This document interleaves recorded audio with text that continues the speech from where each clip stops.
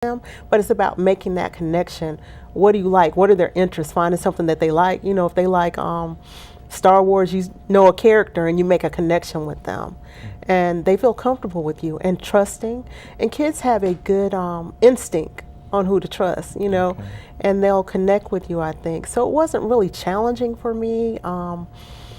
Sometimes with some of the issues they had, like friendship, you know, just coaching them along on how do you make friends, because that's an issue for some kids at that age.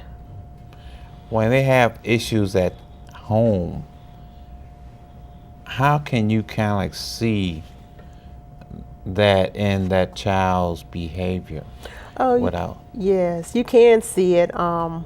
Sometimes Mondays and Fridays for me were the worst days when I was at the school system, because Mondays they're coming in off of the weekend, Okay. but on Fridays some of them don't want to go home, so they're reluctant or acting out to get more attention. And it's what am I trying to say here? It's repeat your question, the end of it. I know she'll add it. As far as the children, how do you see them Yeah. and their behavior, coming? How are you able to see the things that's going on at their homes? Yes. Like sometimes you might know that a child is homeless or that there's a lack of resources in the home.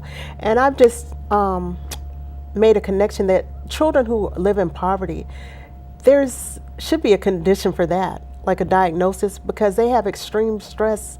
It's not just that I got to go to school and learn, but I also have to wonder, are my lights going to be on? Am I going to have food? When are we going to get some more clothing? You know, things like that impact children as well.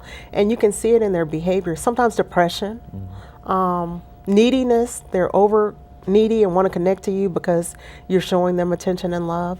But you can see children's behavior. A parent going through a divorce, for example, the kid might be fine, and then all of a sudden they have all these behavior issues. Why? They might not have the words to express what's going on with them at home, but they know they're not happy and they're hurting inside. So they just act out. You know, they might be late for class a lot, or destroying things at school, different behaviors that make you say, okay, what's going on here with Johnny? Johnny was fine. And then talking to the parent, you have a conversation that, okay, this is what's going on. How can we help that child? So it's not the fact that Johnny is a bad child. No. Johnny is wanting you to, he's looking for somebody to really Yes. be there for him. And looking for help in the way that he knows how, or just lashing out, I guess, to really, we all get angry. Anger is okay, but it's how do you control that anger? You know, so for him, he might be angry, upset, unhappy, and just starts acting out with these behaviors. And I think that's important, because sometimes people look at kids and we're like, oh, you know, he's dirty, or he's doesn't have any manners. But where does that start? You know, it starts at home. Or why is he acting like that? So I think those things are important to look at when you're working with kids in any set. It could be the YMCA, a school. Okay. Just getting to know that child's family more is important. What advice can you give the teachers who has to sit in there with the children, and you have to really know each one of your students? You know, what kind of advice would you give them, being a counselor like you are? I would say get to know your students and their families, because that can help you. Sometimes a kid could be fine and suddenly they're not doing their homework. Why? What's going on with them?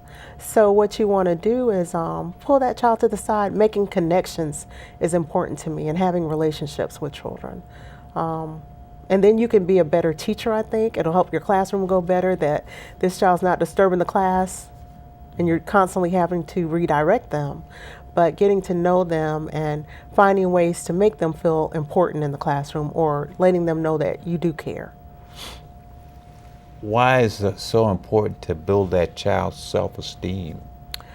Self-esteem is very important, and it starts, you know, even as an infant, how our parents treat us, that impact. Because I have people now who they're in counseling because of how their parent treated them when they were a child. Correct. It still carries on that baggage. So building a child's self-esteem by everyone has something they're good at.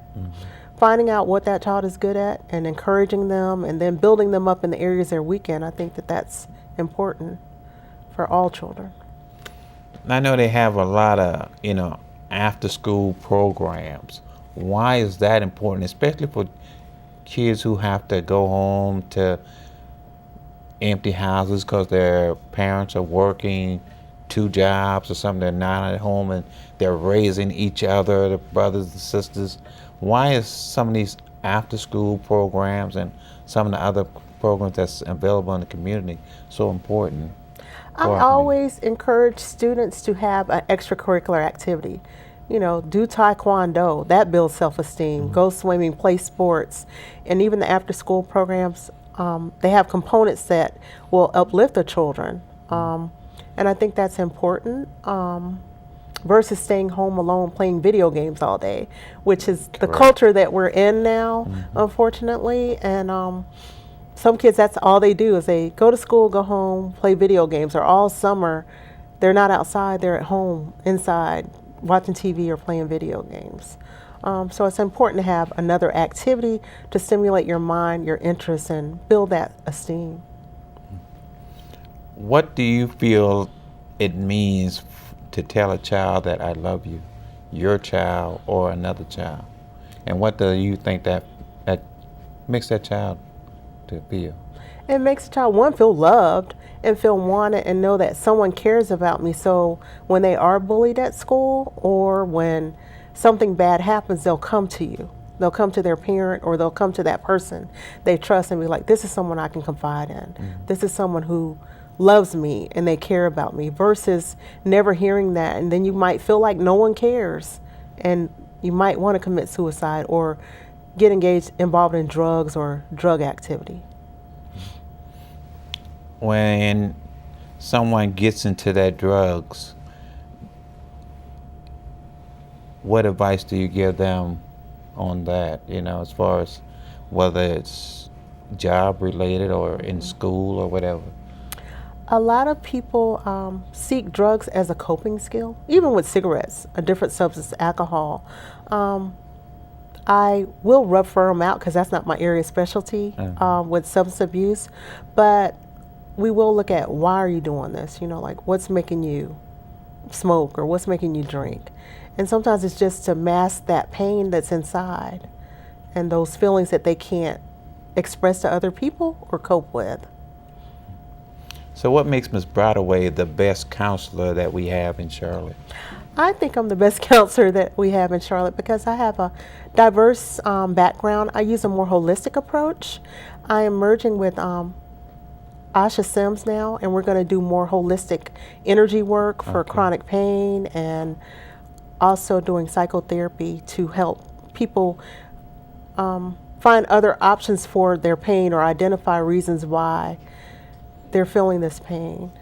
Okay, when you say holistic, what do you mean by that? We mean holistic, like it's not just traditional psychotherapy. We're going to do energy work involves, it could be massage therapy, acupuncture. We're going to combine some different modalities to help people feel better overall, because that's why they come to therapy, to feel better overall. So what we're going to do is not just traditional psychotherapy anymore. It's going to be more mind, body, and spirit. Like, if your mind's okay, your body's healthy, we have a nutritionist we can refer people to get their diet under control and just things that'll help you feel better overall.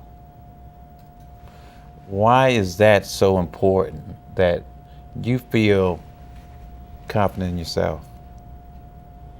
Why is that to feel better holistically? Correct. Or your whole mind, body, and spirit? I don't know if you've ever had a headache or stomach ache or just something that made you not want to go to work that day. But why? But was it really because you were sick, or was it because you were stressed out about something else going on in your life? Okay. If you think about that. Yes, ma'am. So that's why we think it's important to address the whole body, not just the mind, but all of your mind, body, and your spirit. Okay, we're running out of Okay. If someone wanted to get in contact with you, how would they do that? I can be reached at charlottenccounseling.com, and my company name again is Innovative Counseling Services. And what final advice would you give our community? If I would like to tell people to reach out for help, or if you know someone who's sleeping all the time or crying all the time, why are they doing this? What's wrong with them? Encourage people to reach out and get help. They can also call, there's 800 numbers out there for suicide prevention, or also just to link you up to a therapist in the city. Thank you, Ms. Broadway, for coming on the show. And I wish you'd come back and tell the audience some more about some other different topics. Okay. It's really exciting that we need that in this community. All right. Thank you, audience, for watching the show, and you be encouraged. Thank you. You know, I forgot one thing. Can I say it and she'll record it?